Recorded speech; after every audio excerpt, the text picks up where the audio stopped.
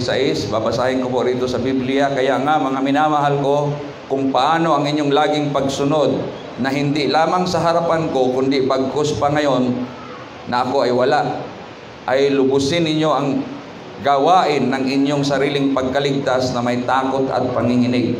Sapagkat Diyos ang gumagawa sa inyo maging sa pagnanasa at sa paggawa ayon sa kanyang mabuting kalooban.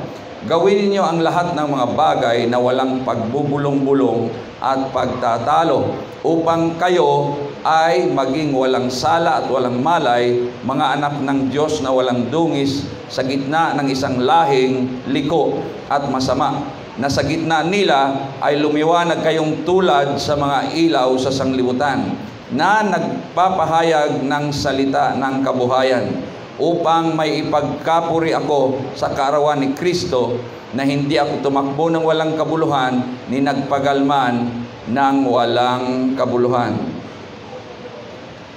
Diyan po manggagaling ang aking mensahe sa inyo sa umagang ito.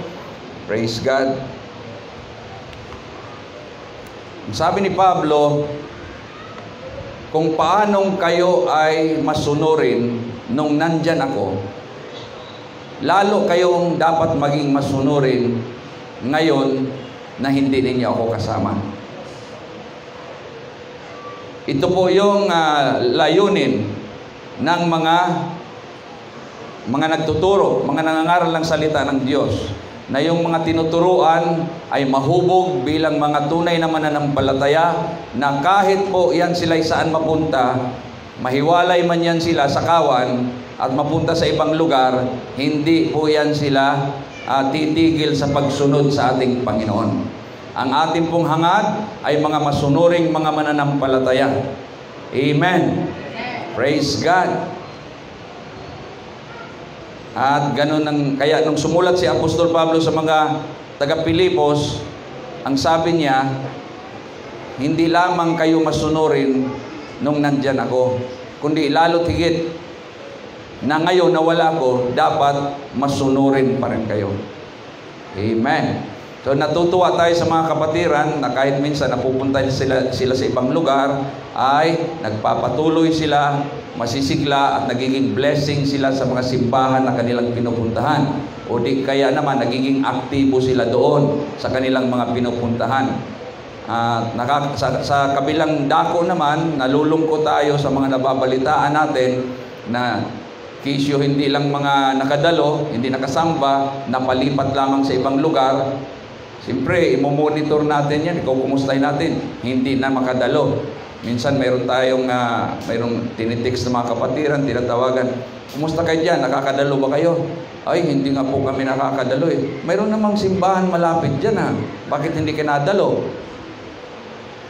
Mga kapatid, ang tunay na mananampalataya ay bahagi na sa kanyang buhay yung mga exercises o practices bilang mananampalataya. Kaya kahit saan mapunta yan, kulang po yan. Katulad nung sinasabi sa inspiration natin kanina, 2 buwan na hindi nakadalo. Talaga namang gumagawa minsan ng paraan ang kalaban sa pananampalataya, kung paano kang yung palabnawin ang iyong pananampalataya. Katulad niyan, mayroon naman naka-schedule na papalit, magrelyebo na bantay, security guard, tapos hindi sumisipot. Talagang mayroong ginagawa mga kapatid ang kaaway sa pananampalataya na pamamaraan para po patayin o pugnawin ang ating pananampalataya. Pero hindi po tayo papayag ng ganon. Amen. Amen. Inaasahan po na ang mga mananampalataya ay magiging masunurin sa ating Panginoon. Hindi lamang ito sa kay Pablo. Hindi, itong pagsunod na binabanggit niya rito ay hindi yung pagsunod sa kanya, kundi ang inaasahan niya na sila po ay magiging masunurin sa Panginoon. Bali, wala naman yung masunurin tayo sa leader natin eh. Tapos hindi naman tayo sumusunod sa ating Panginoon. Ang unang pagiging masunurin natin ay sa Panginoon, mga kapatid. Praise God. Na huwag natin gayahin yung iba na masunurin kung may nakatingin, ngunit kung wala ay nawawala rin. Huwag nating magiging gawi yan. Maging bilang mga mananampalataya, kahit sa mga trabaho. Dahil alam kong kayo man ay hindi natutuwa. Pumupunta kayo sa mga opisina. Pagkatapos yung iba, oras ng trabaho kung ano-ano ang mga pinagkakaabalahan. Tapos hindi inaasikaso yung mga kliyente. Nakaranas na kayo ng ganyan? Noong biglang nire-enforce ng government yan sa pamagitan ng Professional Regulations Commission, minomonitor nila ang mga opisina, biglang nagsipagan ang mga tao sa loob ng opisina. Pero tingnan natin ngayon, itong mga bandang huli, kayong mga pumupunta sa mga opisina, private o public, yung mga yan ay sinusweldohan. Pag nandyan ang busing, nandyan ang mga inspektor, ay talaga namang hindi magkamayaw sa kanilang mga pinaggagawa. Pero pag walang nakamasid, hindi ginagawa ang tama. Hindi yan trabaho ng mga mananampalataya. Ang sabi nga ni Pablo, maglingkod kayo hindi para sa tao, kundi para sa ating Panginoon. Kahit saan tayo ilagay, yung pagiging mananampalataya ay hindi pwedeng tanggalin sa ating pagkatao, mga kapatid. Bahagi na po yan sa atin. At yung pagiging masunurin, maliban na lamang sa paggawa ng masama, ay hindi po natin yan inaayawan. Karakter na po ng mga mananampalataya ang pagiging masunurin. Kaya lahat ng masunurin, taas ang kamay.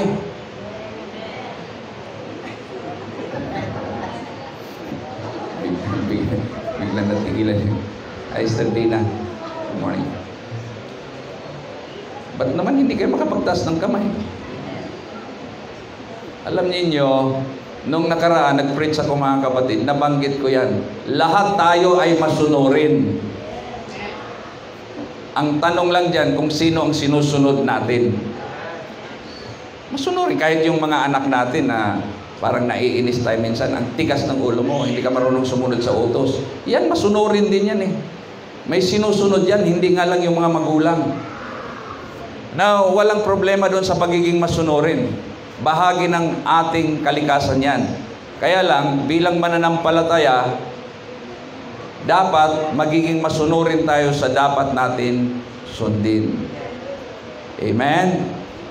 Okay, mga anak ngayon, hindi ko gusto yan eh, yung mga palaging sinasabi na pasaway, pasaway. Di ba sabi ko sa inyo, ayaw ko nang marinig yan, na sasabihin niyo, kahit ako'y pasaway, na hindi na ako natutuwa sa ganyan eh. Pag birthday ng tatay, birthday ng nanay, magsasalita si anak.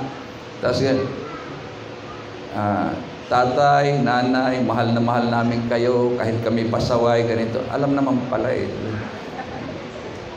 Wala ba siyang ginagawang reforma sa sarili? Ako'y banas na makinig sa kanyang mga pananalita, mga kapatid.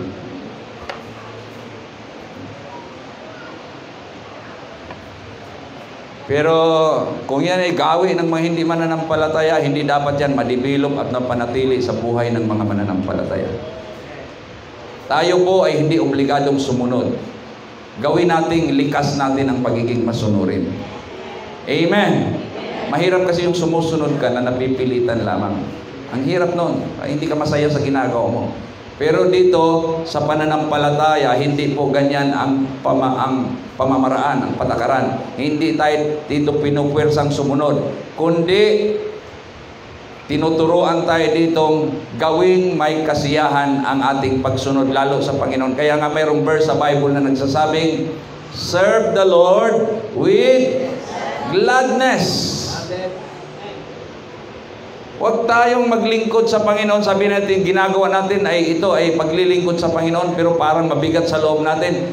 Anumang ginagawa natin sa ngalan o para sa Panginoon, pero mabigat ang loob natin, huwag nating itutuloy. Dahil maging ang Diyos ay hindi matutuwa sa atin. Sikapin natin na lahat ng ginagawa natin para sa Panginoon, masaya tayo. Inspired tayo, mga kapatid. Magaan sa ating kalooban. Purihin ang Diyos. Dahil walang dapat ikalungkot, mga kapatid, pag ginagawa natin ang kalooban ng Panginoon. Masaya tayo pag nagagawa natin ang kalooban ng ating Panginoon.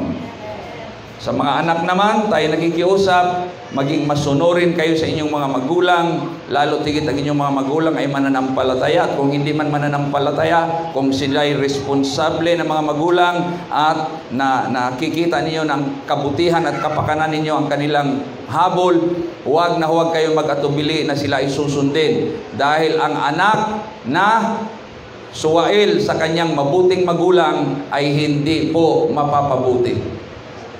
Mabuti ang magulang mo mabuti ang layunin niya. Bakit magiging suwail ka? Bakit kakalabanin mo? Bakit hindi ka susunod? Mapapasama ka niyan. Kung ang magulang mo ay masama at ikaw ay tinuturoang gumawa ng masama, huwag kang sumunod. Dapat lang yon. Mayroong limitasyon ang ating pagsunod.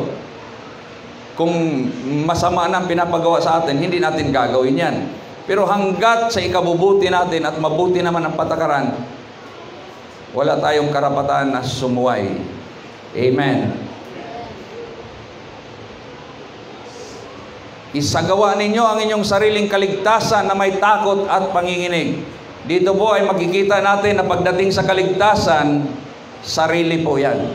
Own salvation.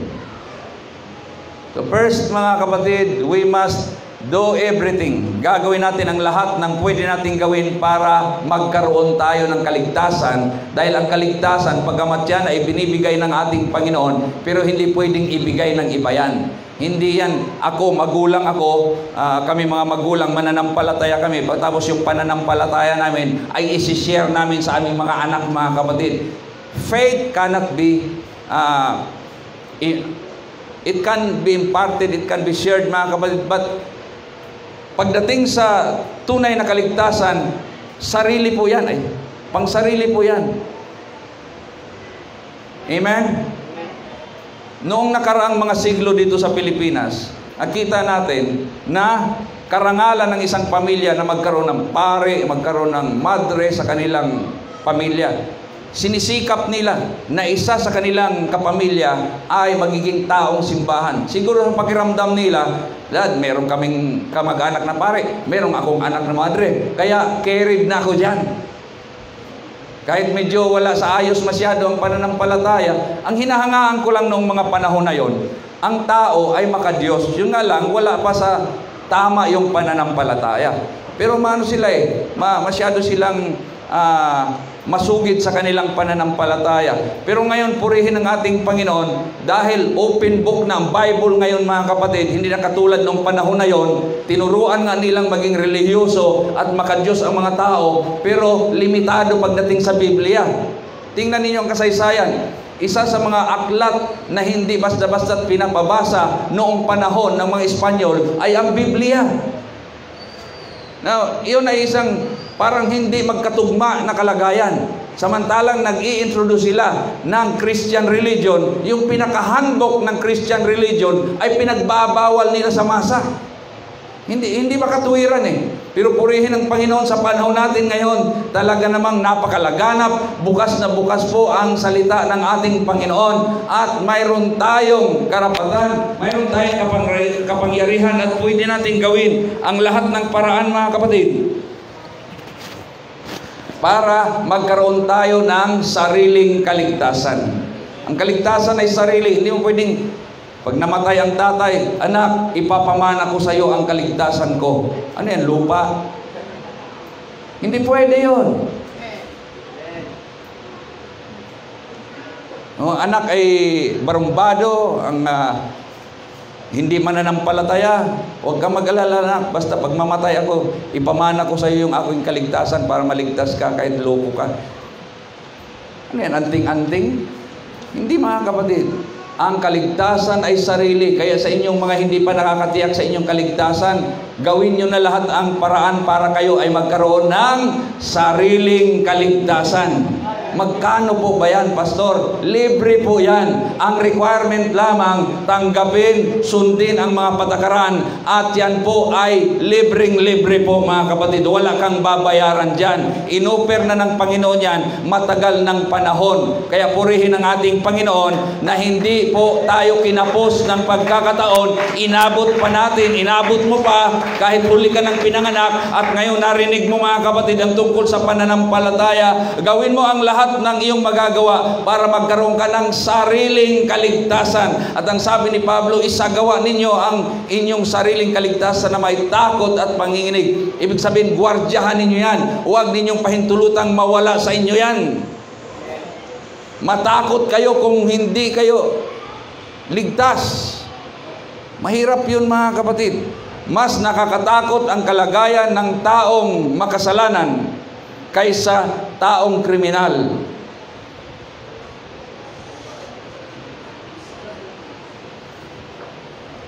Gwardyahan mo. Huwag mong pabayaan. May takot at panginginig. Praise God. Katulad, walang iniwan yan sa mga mahalagang gamit natin eh. Talagang ganun na lamang kung yung mga gamit natin mahalaga. Katulad ng mga gadget, may mga gadget na mahalaga ngayon. Tapos may binabanggit pa sa akin, magkano yung motor na yon? Ilang milyon yon? BMW? 12 million? Bibili sana ako. 12 million motor? Ngayon lang ako nakarinig ng ganun. Alam ko, may mga tig 1 milyon talagang buwan niya. May 12 million pala na motor. Tapos pang koleksyon lang ng mga mayayaman. Grabe. Isa lang yun. Isa. Dito sa Pilipinas yun. Isipin mo, dito sa Pilipinas, mayroong ganun na nagmamayari ng 12 million na motor. Yung ganung halaga, iiwan-iwanan mo lang yun dyan.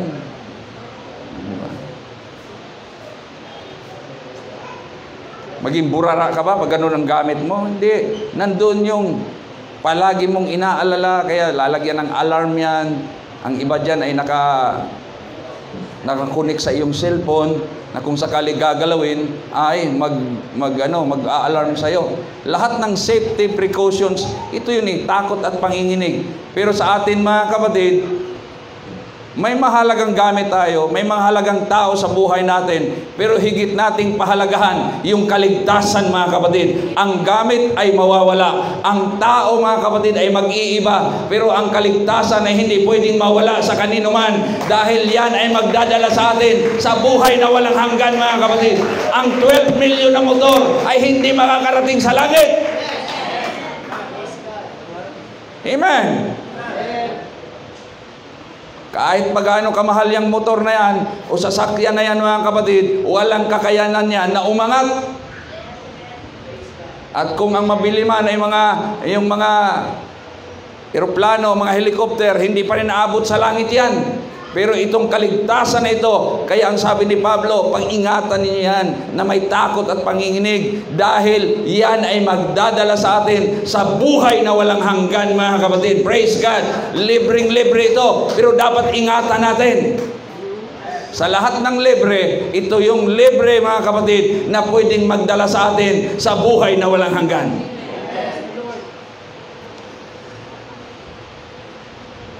Ang sabi nga ng Panginoon dito sa Isaiah 66 verse 2, ito ang taong aking titingnan. Siya na mapagpakumbaba at may nagsisising diwa at nanginginig sa aking salita. Nakarinig na kayo ng ganyan na kuan, yung favoritism or pabor, minsan ginagamit nilang salita. May tinitingnan.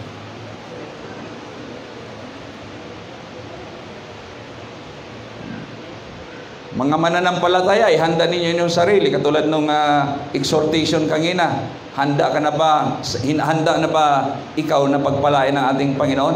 Ihanda nyo inyong sarili, maging matapat kayo sa ating Panginoon, at mabibigla ka na lamang na pagpapalain ng Diyos ang buhay mo. Magigising ka na lang isang araw na hindi ka makapaniwala, mga kapatid. Purihin ang Panginoon. Nandito ako sa ganitong kalagayan. Bakit? Hindi pwedeng iwasan yan sa mga matatapat. Pinagpapala talaga ng Diyos yan, mga kapatid. Yan yung mga taong, sabi ng Panginoon, aking titingnan. Ano titingnan? Tititigan, panunorin? Hindi, mga kapatid. Susundan ng kanyang mga mata. Ang sabi po sa aklat ng Kawikaan, ang mata ng Panginoon ay nasa lahat ng lugar na nakamasid sa mabuti at masama. Ang naisip ko nga doon, kung ang Diyos ay nagtitiyagang tingnan ang masasama para i-monitor sila, mas lalong hindi nakakaligtas sa Kanya ang mga sumusunod sa Kanyang kalooban. Doon nga sa mga masasama, hindi nakakatuwa tingnan Mas lalo namang bumabawi ang Panginoon dito sa mga masunurin sa Kanya. Kaya ang sabi ng Panginoon, ito yung mga taong aking titingnan. Yung tingin na yan ay hindi lamang tingin na titingnan ka kung ano mangyari sa'yo, pababayaan ka. Nandun yung protection, nandun yung pabor, titingnan kung anong ikabubuti mo, titingnan kung saan ka ilalagay, mga kapatid. Woo! Come on. Praise God. You can explore, mga kapatid, yung word na titingnan. Basta't ang mahalaga, ang Diyos ay nakatingin palagi sa mga ganitong tao, mapagpakumbaba, nagsisising diwa, at nanginginig pagdating sa salita ng Diyos. Hindi yan nanginginig na para bang natatakot, kundi ibig sabihin pagdating sa salita ng Diyos, para bang sa ano? Alam mo, ang mga magulang, mayroon yan silang invested power Maisip ko minsan yung mga taong, mga siga. May kilala ba kayong taong siga? Pag hindi yan titigil, magliliyab yan. Pero pagdating ng kanilang nanay, hindi talaga makontrol ng barangay, hindi makontrol kahit sino. Lalo pag nakakainom, tatawagin ngayon ng nanay, o di kay tatay. Pag sinabi, hoy, muwi ka na, tiklop Pagdating sa tinig ng magulang, may authority. Tumigil ka na. Pero yung iba hindi talaga magpapigil Talagang sobra sa kasamaan. Ang iba naman, asawa lang ang katapat.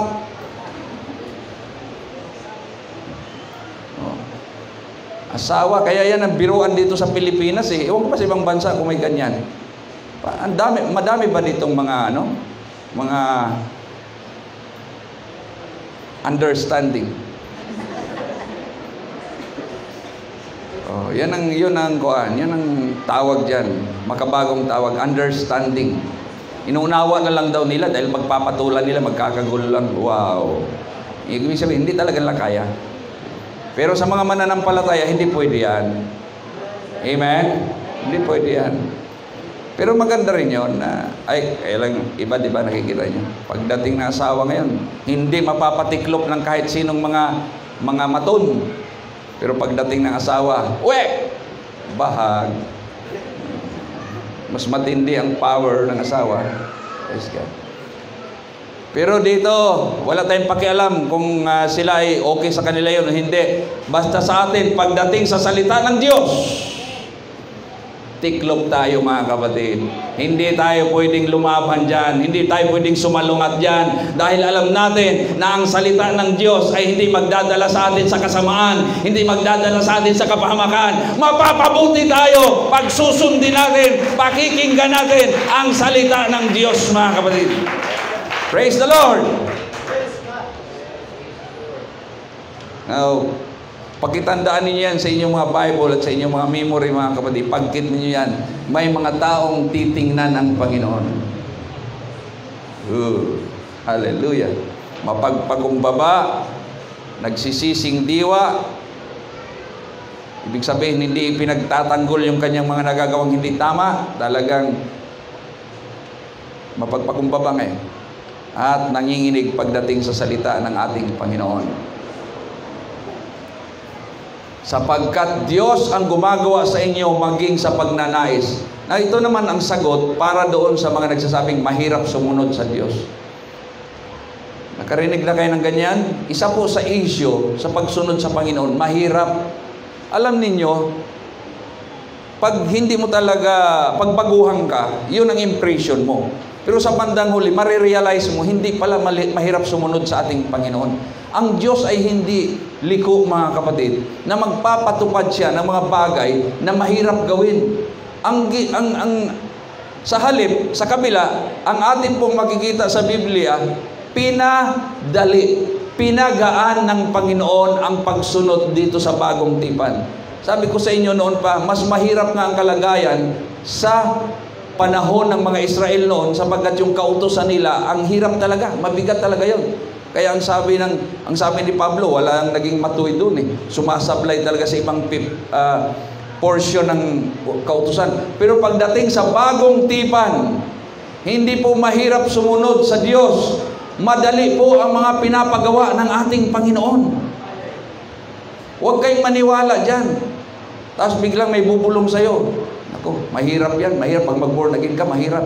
Ang ibig nilang sabihin, pag mag-born again ka, pag mag-decide kang susunod sa Panginoon, kaya mahirap, dahil hindi ka na pwedeng gumawa ng gawain ng mga masasama.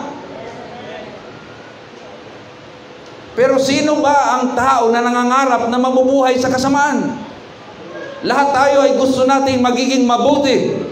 Pero mga kapatid, mayroong mga subliminal move ang kaaway para dayain ang mga tao. Isipin mong mag-enjoy ka sa kasamaan, hindi normal yon.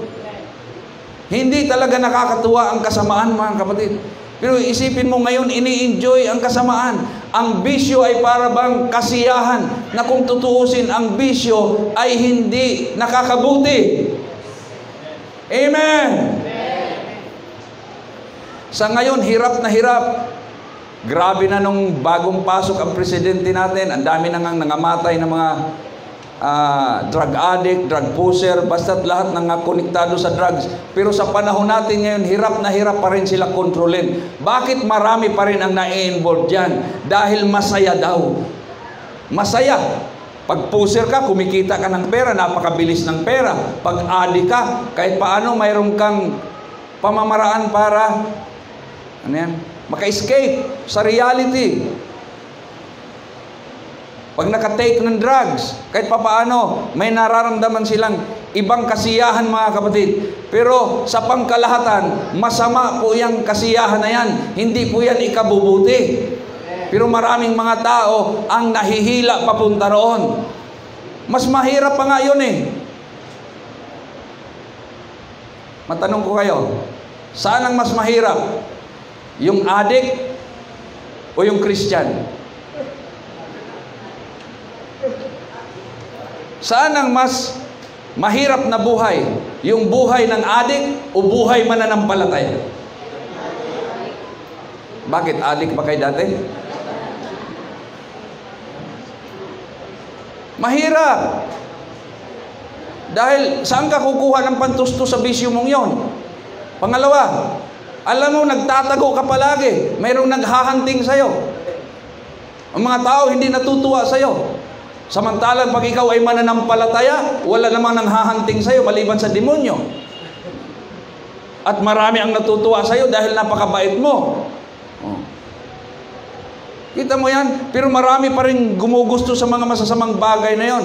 Dahil sa subliminal tactic ng kaaway na nililin lang niya ang mga tao, mga kapatid. Alam nyo, ang Panginoon lamang ang pwedeng makapagpalaya sa mga taong yan. Kaya sikapin natin na sila'y abutin, makarinig sila ng salita ng Diyos. Dahil ang salita ng Diyos ay makapangyarihan. Pag makapakinig lamang yang mga yan, mga kapatid, magkakaroon na ng binhi ng katotohanan sa kanila. And the truth shall set them free. At yan ay tuloy-tuloy. Sabi mo lang, sige pare, sama ka lang sa akin. Huwag ka lang sumama pag ikay lasing. Huwag ka lang sumama pag ikay bangag. Kung ano-anong mga action na gagawin dito, alam mo na, wala sa sarili yan eh. Pero hanggat matitino, sige, pagsikapan mo lang, no, pagtiyagaan mong dalhin.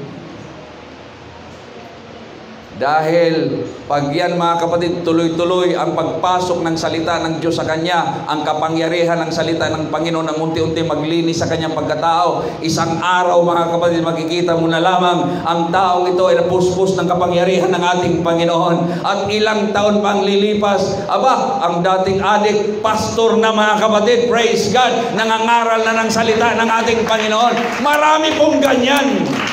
Hindi po tayo dito nagsasalita na para tayo nag-i-imagine mga kapatid. Marami na pong ganyan. Yan po ang kapangyarihan ng ating Panginoon. Wala nang pinakamatinding kapangyarihan na magpalaya sa ganyang mga tao mga kapatid, kundi ang kapangyarihan ng Diyos.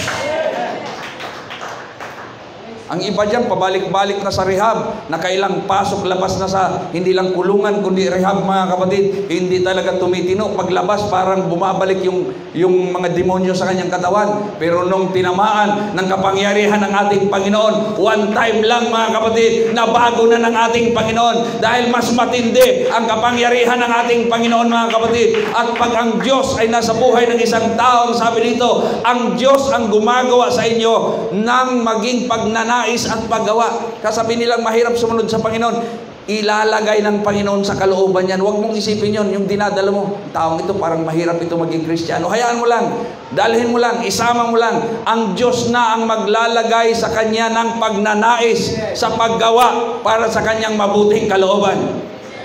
God will give him the desire.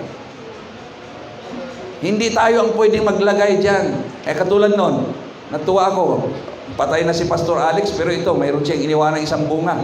At matindi pa ang approach sa iyo dahil magkamag-anak kayo. Ang kulit mo kasi.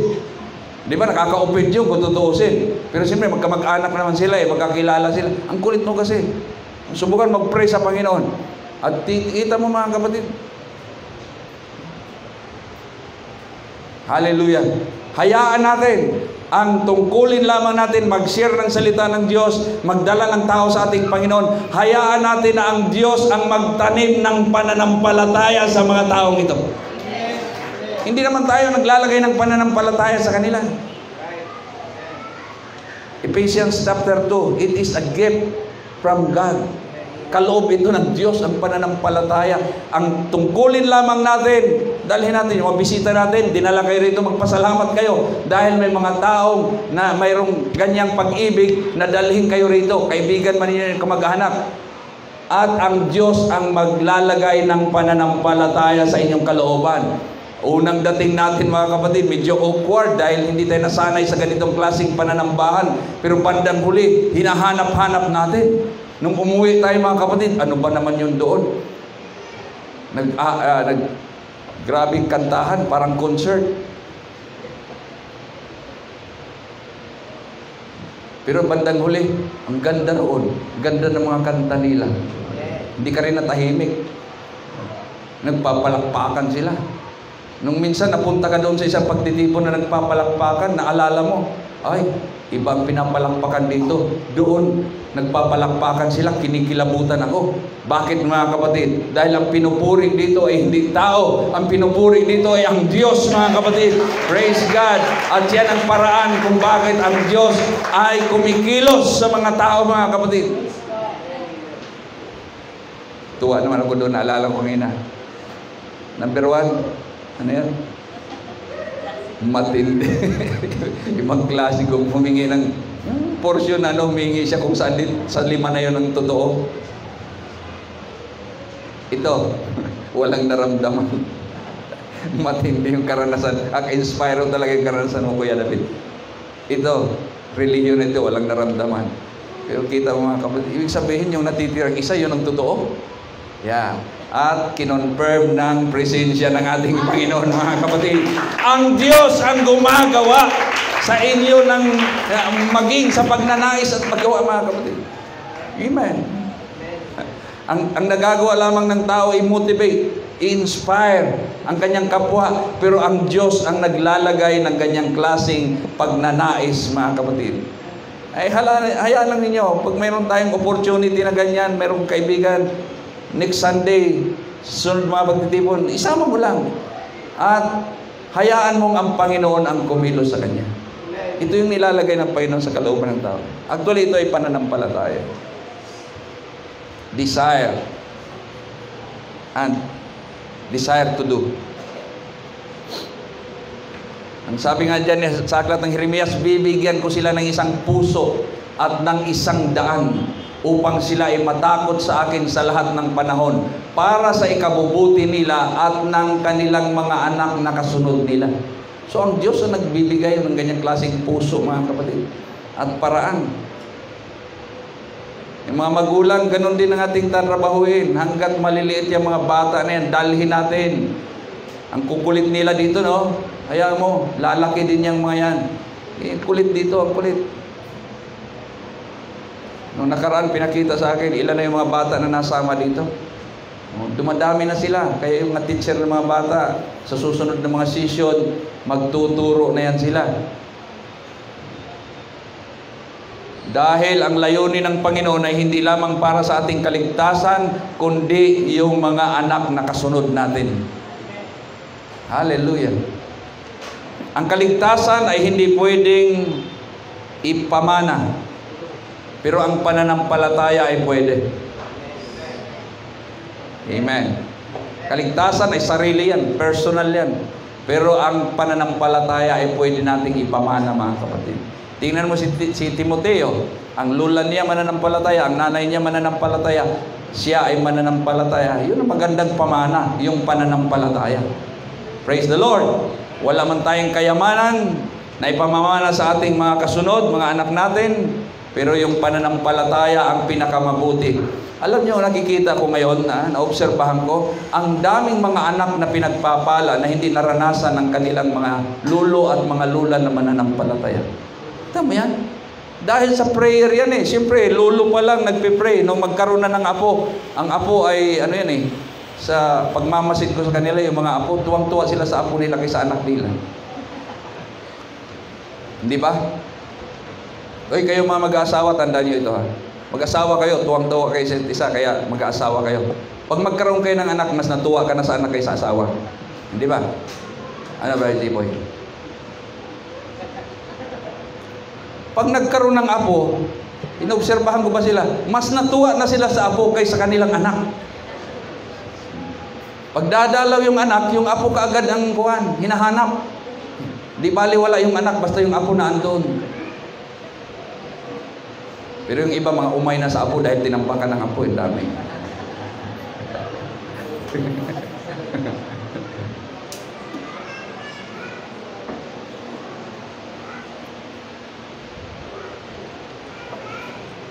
Anong gusto nating ipamana sa ating mga kasunod? Pananampalataya, mga kapatid. Praise God.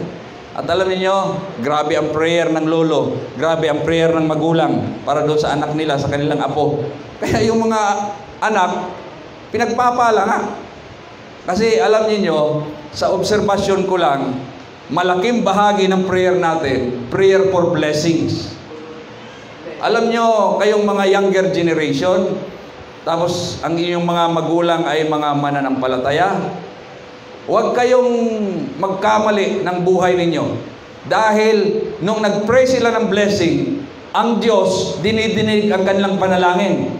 At talagang pinaghahandaan kayo ng mga pagpapala. Pero kung kayo ay magkamali ng buhay ninyo, yung pagpapala na yan, na panalangin ng inyong mga magulang para sa inyo ay hindi nyo yan mararanasan. Nangyayari ngayon eh. Sabi ko ito yung mga ano na eh, mga second generation, third generation ng mga believers at sila yung umuunlad. Bakit? Siyempre grabe yung blessings ng kanilang mga prayer ng kanilang mga magulang sa kanila. Kaya sa susunod pa na mga batch ng mananampalataya, itong mga anak natin, hindi pa babalik ang ating Panginoon. Makikita natin mas mga mauunlad pa ito, mas mga pinagpapala pa ito kaysa atin. Amen. Kayo, hindi kayo nakaranas magkaroon man lang ng sasakyan. Sila, may mga sasakyan yan at makikisakay kayo. Dahil yan ang prayer ninyo sa kanila. Pero sikapin natin na mapanatili sila sa presensya ng ating Panginoon, mga kapatid. Para yung blessings na hiningi natin sa Panginoon para sa kanila ay mangyayari nga sa kanila. Praise God. Ang layunin ng Panginoon ay hindi lamang one generation. Ito ay para sa ikabubuti nila at ng kanilang mga anak na kasunod nila. Hallelujah. Kaya huwag kayong maghinayang anumang mga ginagawa natin ngayon, tayong mga magulang, katulad tayo ni David, inihahanda lamang natin na magandang kalalagyan ng ating anak. Si David lahat ang naghanda, kaya ang ganda ng buhay ni Solomon. Yan ay gawain talaga ng mga responsableng magulang. At kayo namang mga anak, pag kayo pinagpapala na, huwag kayong makalimot kung bakit kayo pinagpapala. Amen? Ako ay gagawa sa kanila ng isang walang hanggang tipan at hindi ako hihiwalay sa kanila upang gawan sila ng mabuti. At ilalagay ko sa kanilang puso ang pagkatakot sa akin upang huwag silang humiwalay sa akin. Kita mo, ang Diyos mismo ang gumagawa. Siya naglalagay sa kalooban ng mga tao. Kaya maging partisipan tayo sa susunod nating mga gawain. Kahit yung panglingguhan natin pagtitipon, magsama ka lang ng bisita. Bahala ng Panginoon kumilos sa kanyang buhay.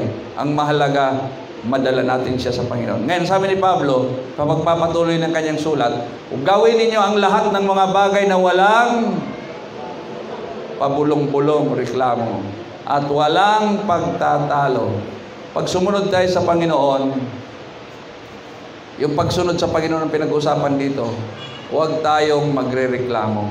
Ang sabi nga dito mga kapatid sa aklat ng unang Korinto, huwag din tayong magreklamo. Tulad ng ilan sa kanila, ang tinutukoy yung mga Israelita panahon ni Moises.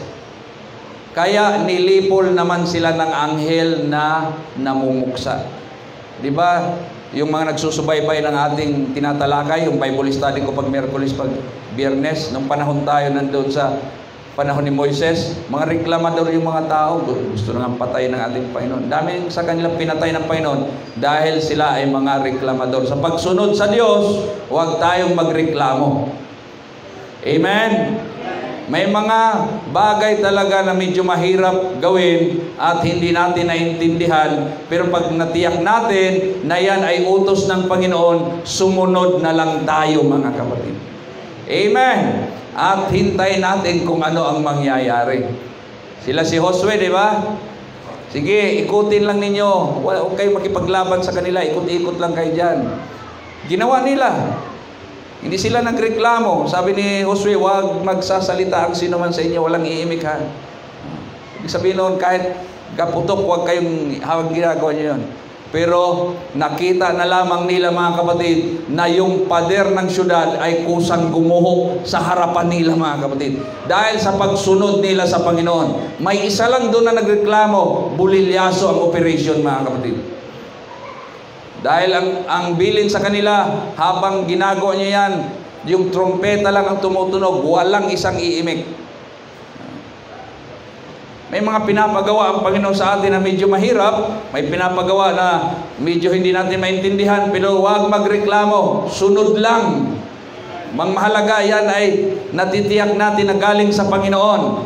Nung kinausap kami ng Panginoon mga kapatid na mag full time, huwag na kami magtrabaho, may pangarap din kami, di ba? Gusto kong maging sundalo, gusto kong makapasok talaga sa PMA para maging sundalo mga kapatid. Tapos bigla kang kausapin ng Panginoon na i-give up mo yan. Mag-iisip ka eh. Pero, praise God, hallelujah. Masdan na lamang natin kung anong pwedeng gawin ng Panginoon pag sumunod tayo sa Kanya mga kapatid.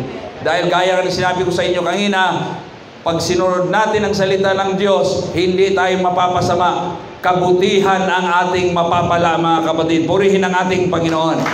Marami kami na pwedeng magpatutuo sa ganyan. Huwag tayo magreklamo. At ang isa pa sinabi ni Pablo dito ay, huwag magtatalo. Iisip ko ito. Alam ito pagtatalo ito. Sa pagitan ng mga tao ito eh. Pagdating sa pagsunod sa Panginoon, iwasan natin yung nagtatalo tayo. Nagtatalo. Dahil ang sabi ni Pablo, ang inyong pag-iinggitan at pag-aaway-away ay palatandaan na makasinglibutan pa kayo at namumuhay ayon sa laman. Ito example, kasi ito yung pumasok sa isip ko kanina. Halimbawa, mayroong ginagawa. Bahagi ng gawain ng ating Panginoon. Iwasan na yan ay pagtatalunan o pag-aawayan. Lalo tigit mga kapatid, yung nagtutulakan, ikaw dapat gumagawa niyan eh. Ba't ibibigay mo sa akin? Isip. At tulad yan, dito sa church mga kapatid, halimbawa ito yung bahay-sambahan natin, magkusa tayo kung anong pwede nating gawin dito. Hindi pwede mga kapatid na inaasa natin lahat. Pag nag-aasahan lahat, walang nagagawa. Amen. Pag may nakita ka pwedeng gawin, gawin mo na. Gawin mo yan para sa Panginoon.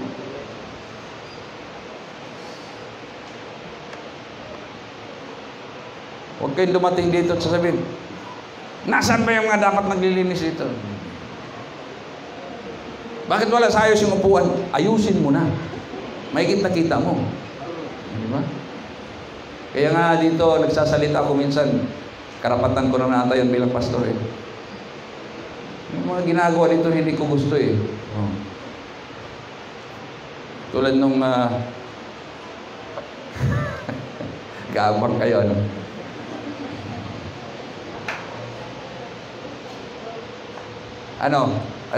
Halimbawa, may mga kapatirang maasikaso talaga dito eh.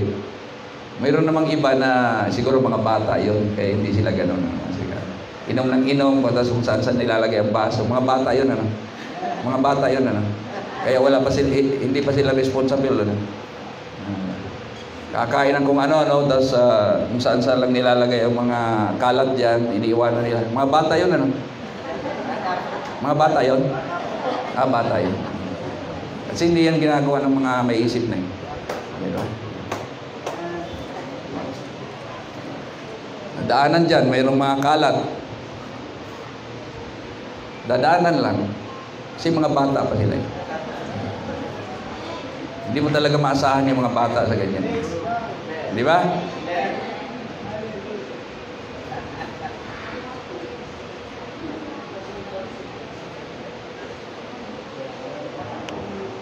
Tapos mamaya nagtatalo na kung sino dapat gumawa. Hindi dapat yun. Mga kapatid, amen? Praise God. Sa Bible school ngayon, biro ang panila ngayon eh. Bible school, mga tagalinis ng upuan, mga tagalinis ng kubita. Pero sa ngayon, wala na masyadong nakakaranas ng ganyan. Maliban na lang pag magiging assignment nila. Pero dinanas namin yan. Naranasan ko yan mga kapatid nung ako yung manggagawa sa church. Alam ni Tio Danny yan, magkakasama kami doon. Sila si Mace, magkakasama kami doon. Lalo tigit nung nandun pa kami sa maliit na simbahan. Trabaho lahat yan. Lilinis, upuan, pati CR. Ano masama doon? Kaya minsan nag-ano ko dyan, pwede bang mayroong maglinis palagi ng CR dyan? Sa linggo siguradong ang dami maglilinis ng CR dyan. Kasi yung mga bata papasok sa CR at tapos iiwanan lamang na hindi nila nililinis. Iniiwanan lang madumi. Mga bata yun. Mga bata. Diba? Tatawa kayo ano mga bata. Kawawan mga batang ito na pagbibintangan tuloy. Sabihin ng mga bata, aangal yung ibang bata dyan. Hindi mo na kuyog eh. Well, ginigising lamang natin ang ating sarili mga kapatid. Pagdating sa pagsunod sa ating Panginoon, gawin natin lahat para sa Panginoon. Magiging masaya tayo sa ating ginagawa para sa Panginoon mga kapatid. Huwag magreklamo, huwag yung nagtatalo kung sinong tatrabaho hindi. Gawin natin ito, magtulong tayo. Ganun lang yan mga kapatid. Upang kayo ay maging walang sala at walang malay. Yung word na walang malay ay walang malay sa paggawa ng masama. Dahil yun yung expected sa mga mananampalataya. Ano na sila, binago na sila, kaya ang kamalayan nila ay para nasa kabutihan. Alam niyo yung mga makasalanan, yun talaga ang consciousness nila pagdating sa kasamaan. Ang sabi nga sa Romans chapter 1, talagang hindi ko arrested talaga ang aking attention dyan sa word mga kapatid, inventors of evil. Grabe, no? nag-iisip talaga sila ng mga panibagong kasamaan. At mas malala, mas natutuwa sila. Pero pag ikay mananampalataya na, babaligtad ang pakiramdam mo yan. Lalong sumasama, mas lalo kang nasusuka. Yun ang kaibahan, mga kapatid, ng pakiramdam ng mga mananampalataya at hindi mananampalataya. Kaya ako'y nananawagan sa mga nagsasabing mananampalataya, pag hanggang ang isang nagsasabing mananampalataya ay natutuwa pa sa mga gawang masama, hindi pa talaga lubos ang kanyang pananampalataya. Dahil bumabaligtad yan eh. Pag mananampalataya ka na, nasusuka ka na sa mga kasamaan, mga kapatid. At itong mga taong masasama na ang kanilang malay ay tungkol lamang sa paggawa ng masama, nagdidevelop sila ng mas masama pa. Kasi wala silang kamalayan sa paggawa ng mabuti, ng kalooban ng ating Panginoon. So ano ang kanilang lilinangin? Ano ang kanilang i-develop? Kundi yung kanilang sinful consciousness, mga kapatid. Yung kanilang talento sa paggawa ng masama. Napanood ba ninyo yung kuwan? Yung sa ibang bansa ba yun? Kung paano sila gumawa nung sa atin dito, shabu eh. Sa kanila mayroon yan coke ba? Ang cocaine ba eh, yung mini-mixture nilang gamot. Di ba yung nagtatago sila nandun sa jungle, doon sila naggagawa ng gamot. Kung ano-anong sangkap ang nilalagay. Pero pagdating na ito'y finished product na at dinadala nila doon sa kabayanan at ibibinta sa mga tao, marami pa rin ang bumibili. Pero kung titingnan mo, lahat ng sangkap ay nakamamatay. Pero kita mo, naging trade pa rin, kasama pa rin sa drug trade yung ganong klaseng formulation. Sinong nag-iisip nito? May malasakit ba sila sa tao? Hindi ba nila iniisip ng mga consumer noon ay masisira ang buhay, masisira ang utak? Wala. Pero yun kasi ay ginawa talaga, ang kanilang intention na yun ay ibenta as kuan. Hindi yun drugs eh. May tawag pa sa ganyan, mga substance, altering mind substance. Ito yung mga hindi kasi siya gamot eh, hindi naman siya formulated as gamot, kaya hindi siya pwedeng tawaging gamot. Ang shabu ay hindi gamot. Yan ay mind altering substance. Pag tinake mo yan, magbabago ang takbo ng isip mo. Panganib yan eh. Kaya ngayon, bakit patuloy silang gumagawa? Nasaan ang isip nila? Saan ang pagmamahal nila sa kapwa? Saan ang pagmamalasakit nila sa kapwa? Wala. Ang kamalayan nila ay puro sa kasamaan. Pero ang mga mananampalataya, ang sabi ni Pablo, gawin ninyo ang mga bagay nito para kayo ay maging walang kasalanan at walang malay sa paggawa ng masama. Mga anak ng Diyos na walang dungis sa gitna ng... Ito ang description niya. Maging si Pedro sa kanyang sulat, ito rin ang description niya sa mga makasalanan eh. Liko at masama. Pervert. Abnormal pagdating sa kabutihan. Yun yung ibig sabihin ng liko. Actually, pervert. Ibig sabihin, wala sa kaayusan, wala sa kabutihan. Evil. Pervert and evil, mga kapatid. Grabe. Pero salamat sa ating Panginoon, pinalaya tayo ng Panginoon sa ganyang mga bagay, mga kapatid. At tayo ngayon ay mga anak ng Diyos, mamuhay tayo mga anak ng Diyos na walang dungis sa gitna ng isang lahing liko at makasalanan. Hindi pwedeng o hindi kayang impluwensyahin ng mga masasama ang mga taong talagang sold out na sa ating Panginoon. Kasi yan, namumuhay sa gitna mismo hindi katabi, hindi sa malayo, sa gitna mismo ng salinlahing liko at masama, pwedeng mag-exist ang mga anak ng Diyos. Saan natin gagamitin ang pagiging ilaw natin kung lalayo tayo sa kanila? Kaya mapalad ka kung saan ka inilagay ng Panginoon. May purpose ang Panginoon kung bakit ka naroon. Gagawin ka ng Panginoon doon na pinakailaw. Saan mo gagamitin ng asin kung ilalayo mo ang sarili mo sa kanila? Ikaw ngayon, mga kapatid, ang magsisilbing asin sa mga taong ito na liko at masama. Kung tutuusin nga, ang mga taong yan na masasama, magpasalamat sila sa mga mabubuti dahil ang mga mabubuti ang nananalangin para sa kanila. Kaya karamihan sa kanila na preserve dahil po sa prayer ng mga mananampalataya. Sabi ng Panginoon, ipanalangin ninyo ang mga umuusig sa inyo. Ipanalangin na, pagpalain at huwag sumpain. Kita mo, pag inusig nila ang mananampalataya, ano ang igaganti sa kanila? Panalangin. Kaya marami pong mga taong masasama na inuusig ang mga mananampalataya na nape-preserve dahil pinagpe-pray sila ng mga inuusig nila. Amen? Si Esteban, sigurado akong bago siya namatay, ipinanalangin niya si Apostol Pablo. Si Apostol Pablo ang umako ng responsibilidad noong si Esteban ay kanilang batuhin hanggang mamatay. Ang sabi doon, sa kanyang paanan, inilagak ang mga balabal ng mga taong bumato kay Esteban hanggang mamatay.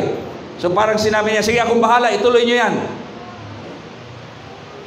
Pero bago siya namatay, wala mang nakasulat diyan. Kampante akong sabihin, siya ay pinanalangin ni Esteban, mga kapatid. Dahil yan ay utos ng Panginoon eh. Ipanalangin ninyo ang mga umuusig sa inyo. Ipanalangin pagpalain at huwag sumpain. Namatay si Esteban, pero ang kapalit niya ay si Apostol Pablo mismo, mga kapatid. Si Esteban ay maiksi lamang ang kanyang kasaysayan bilang mananampalataya. At sa unang sultada ng kanyang pangangaral, patay agad siya. Pero mga kapatid, yung kapalit niya ay nagtayo ng maraming simbahan, naging dahilan kung bakit marami ang naging mananampalataya. At ang Biblia ngayon ay nagtataglay ng 14 na sulat na nanggaling mismo sa kanya. Kapalit ni Esteban, mga kapatid. At marami pang nangyaring kasunod niyan hanggang sa ngayon na mga dating umuusig sa mananampalataya ay naging mananampalataya dahil ang ganti ng mga mananampalataya sa umuusig sa kanila, pinapanalangin nila na pagpalain at huwag sumpahin. Kaya kung mayroon mga dumadanas dito, wala nakikialam na sa atin dito eh. Pero doon sa pagbilaw kina Pastor Lino, na banggit sa akin nung minsan nandoon kami, doon sa bago nilang simbahan, sarili na nilang simbahan, binabato sila. Sa dalahican, ganun din. Ipanalangin natin yung mga umuusig. Amen. Dahil masaya tayo na isang araw, nandyan na sa loob ng simbahan yan at iiyak-iyak na nagpapatotoo, ako po yun ng bato. At nayari ako ay pinalo ng Panginoon. Marami ng ganyan. No? Sikat na yung istorya na yan. Kaya mga kapatid, huwag nating ipanalangin, madisgrasya yung mga nanlalait na yan, yung mga umuusig, ipanalangin natin sila gaya ng utos ng Panginoon na sila ay pagpalain. Iligtas mo yan, Panginoon, para maunawaan niya kung ano itong pinaggagawa namin. Pag yan ay maligtas, titiyakin ko sa inyo, baka mas mainit pa yan sa atin pag maglingkod, mas matindi pang magpuri sa atin yan. Dahil ang sabi ng Panginoon, ang pinatawad ng kakaunti ay kakaunti din ang kanyang igaganti. Pero ang pinatawad ng malaki ay mas malaki ang kanyang igaganti. Mabibigla ka ngayon eh, biglang makakarinig ka ng mga patutuo. Ganyan pala yung tao yan. Talamak pala yan dati. Pero ngayon mga kapatid, kung magpatutuo, kung magpuri sa ating Panginoon ay gano'n na lamang. Bakit? Sapagkat hindi po nasayang ang mga panalangin para sa Kanya. Maging marangal ang inyong pag-uugali sa gitna ng mga hintil, upang kung magsalita sila laban sa inyo na parang kayo ay gumagawa ng kasamaan, ay makita nila ang inyong mabubuting gawa at luwalhatiin nila ang Diyos sa araw ng pagdalaw. Maging marangal ang inyong pag-uugali. Huwag tayong tutulad. Ang mga hintil na tinutukoy dito, yung mga hindi mananampalataya sa tunay na Diyos. Yan po yung mga hintil. Tandaan po niyo yan. Maging yung mga baguhan at mga bisita. Pag makabasa kayo sa Biblia ng salitang hintil, unang-una, yan po yung mga hindi Hudyo. Pero pagdating sa usapang pananampalataya, lahat ng hindi mananampalataya sa tunay na Diyos ay classified na mga hintil. Pero ang utos sa atin, mamuhay tayo ng marangal sa gitna ng mga hintil. Kanina, sa gitna ng mga liko at makasalanan. Ngayon naman, sa gitna ng mga hintil, sa mga hindi tunay na mananampalataya, ang sabi ng Panginoon minsan, susuguin ko kayo sa gitna ng mga lubo. Magpakaamo kayo gaya ng kalapate, ngunit maging matalino katulad ng ahas. Saan tayo susuguin? Sa gitna mismo ng mga lubo. At diyan tayo nilagay ng ating Panginoon. Na-convert ka sa gitna ng mga liko at mga masasama para ikaw ay magsilbing ilaw diyan, mga kapatid. May makikita silang kaiba. Amen.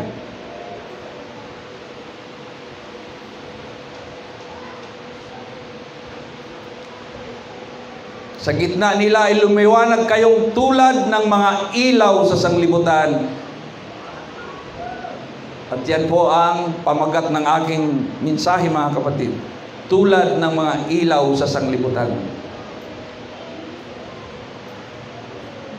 Kaya bawat mananampalataya doon sa inyong barangay, sa inyong purok, kakaunti kayo mananampalataya doon, pero ibang-iba kayo. Amen.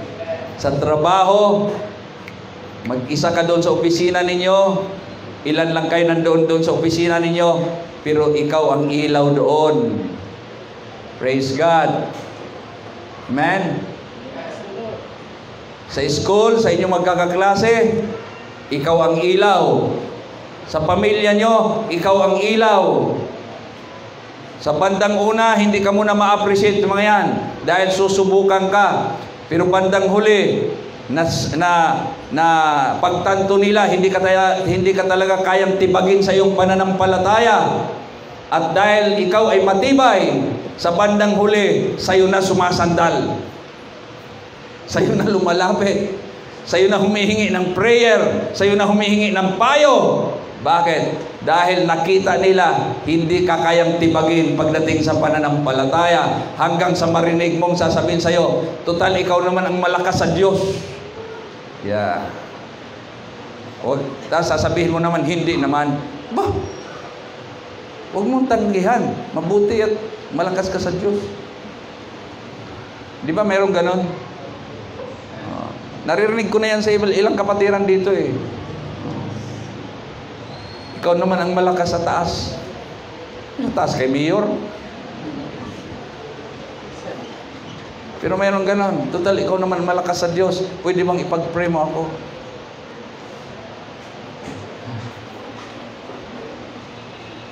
Praise God. Tio Dani, taga-panalangin yan. Tapos, kami unti-unti, natutuwa ako sa Panginoon. Sabi ko nga, may panibagong ministry sa akin ng Panginoon sa barangay. Diba? Purihin ang Panginoon, mga kapatid. Pero nung dumating tayo rito, hindi na tayo kilala eh. Sino ka ba nung dumating ka rito? Taga saan ka ba? Ano ka ba? Pero bandang huli, nakikita nila yung liwanag mo, mga kapatid. Saan pupunta ang mga tao? Pag nadidiliman sila, naghahanap sila ng liwanag. Sa panahon ng kahinaan, naghanap sila ng matitibay na pwede nilang sandalan, pwede nilang lapitan, mga kapatid. Amen. Praise God. Kaya, mga mananampalataya, tayo po ay magsilbing mga ilaw sa sanlibutan. Sa ibang mababaw na salin, bituin. Tinawag yan ng mga bituin. Tingnan nyo sa mababaw na salin. Mga bituin sa kalangitan at tumatanglaw sa sanglibutan. Wow! Mga mananampalataya, mga star. Come on. Sabihin nyo, star ka. Yeah, star ka talaga. Nagiging bida ka bandang huli. Amen. Palagi kang napapansin. Nagiging star ka. Kaiba ka eh.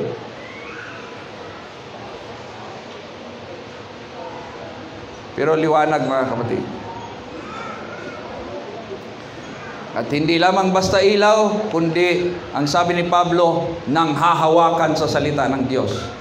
Talagang matibay na kumakapit pagdating sa salita ng ating Panginoon. Kaya dito, sa Diyos ang kapurihan, sinasanay ko kayo ng ganyan. Bersikulo, mga kapatid. Sinisikap ko sa sarili ko na pag gumawa ng mga aralin, mga mensahe, dapat punong-puno ng bersikulo, at gusto kong pamarisan ninyo yan, na ibatay natin ang ating mga kaisipan, ang ating mga paniniwala sa salita ng Diyos. Praise God. Iniwasan ko rito na magsalita na wala akong pinanghahawakan na mga bersikulo sa Biblia. Kaya verses for verses, mga kapatid. Praise God. Mag-uukol ka ng ilang oras, magsaliksik, magsipi ng Biblia, ungkat dito, ungkat doon, bago ka doon sa ibang mga kasulatan na gawa ng tao, mga kapatid. Bakit? Gusto natin na tayo ay mga mananampalatayang nang hahawak ng matibay sa salita ng Diyos. Praise God! Kaya pag mayroon kayong mga kausap, magtatanong sa inyo tungkol sa pananampalataya, yan ang dahilan kung bakit kailangan mag-aral tayo, makinig. Verse ang ikuha ninyo, i-share. Sa halip na magpaliwanag, verse. Kung ayaw maniwala, wala kang problema doon. Basta ikaw naniniwala ka doon. Yan ang pinanghawakan mo. Amen. Pero isang bagay ang gusto kong ma-impress sa mga taong kausap natin. Ang pinanghawakan natin ay salita ng Diyos at hindi salita ng tao. Hallelujah. Huwag yung pabayaan nyo mga Bible nyo, ha? Kasi ngayon, mayroong kakumpetensya ang Bible, eh. Ang laki ng kompetensya ng Bible ngayon. Yung dati, mga text message. Ngayon, hindi na, eh. Messenger sa Facebook. Ano yan? Kumukompetensya sa Bible yan.